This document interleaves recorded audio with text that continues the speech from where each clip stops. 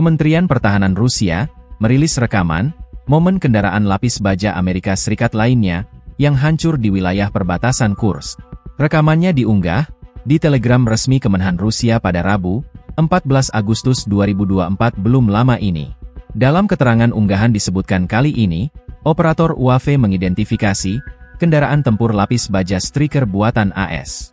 Stryker yang ditemukan dihancurkan menggunakan amunisi lancet yang berkeliaran. Sebelumnya, Amerika mengirim kendaraan tempur infanteri Stryker itu dimaksudkan untuk membantu Ukraina menghadapi pertempuran musim semi mendatang melawan Rusia. Kendaraan lapis baja 8 roda itu menawarkan mobilitas off-road yang tinggi dan mencapai keseimbangan antara tank dan pengangkut personel lapis baja. Meski Stryker tidak sekuat atau se-protective tank, kendaraan tempur lapis baja 8 roda itu dibuat oleh General Dynamics Land Systems dan dapat beroperasi di salju, lumpur, dan pasir, meskipun mobilitas off-road agak dibatasi oleh kurangnya jalur.